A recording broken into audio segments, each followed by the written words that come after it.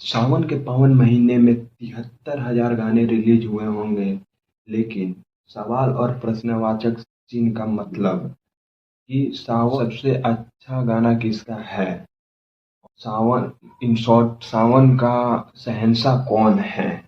आइए देखते हैं, मजा आएगा। हाँ भाइयों, पहले जान लीजिए खेल का नियम। सच पूछो तो बड़ा मुश्किल था टॉप 5 कंटेस्ट निकालना, और देवी और सजनों आ चुका है और रिलीज में शुरुआत होती है टॉप 5 कंटेस्ट का टॉप 5 नंबर से। चलिए स्टार्ट करते हैं। आप भाई नंबर 5 पर कौन व्यक्ति आता है? तो मनी महाराज। हाँ भाई, पता है वो कॉमेडियन हैं, लेकिन उन्होंने अपने गाने के माध्यम से बताया है और उन्होंने अपने स्टोरी के माध्यम से बताया है कि टूटा फूटा स्टोरी भी इस गाने बोलबम गाने का हिस्सा बन सकता है। और इस बोलबम गाने का आप सुन लीजिए और बताइए कि इस गाने का कितना अच्छा लग रहा है। और टॉप 5 पर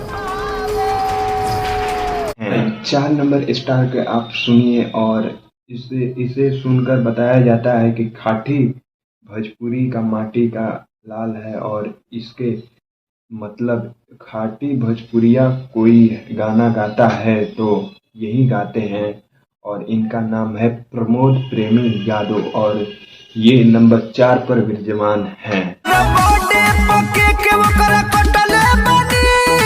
भी और सजनों, इंतजार की घड़ी खत्म होती है और नंबर 3 पर आते हैं रितेश पांडे।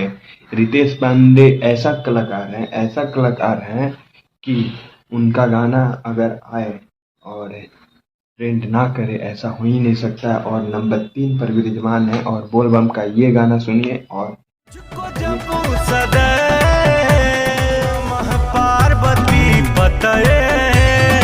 हाँ भाई, नंबर 2 पर कौन है? और आप सोच ही नहीं सकते हैं कि वो सिंगर नंबर 2 पर है, और उनका गाना नहीं जातिवाद आता है, नहीं अश्लील गाने आते हैं, और क्या बताएं, उनका गाना महीने में एक ही 2 गाना आता है और नंबर 1 नंबर 2 पर ट्रेंड करता है, और उनका नाम है नीलकमल सिंह, जो भोजपुरी इंडस्ट्री में सबसे अलग हटकर गाने निकालते हैं और ट्रेंड पर करता है। आज नहीं तो कल ट्रेंड जरूर करेगा, और धीरे धीरे इनका व्यू बढ़ता है।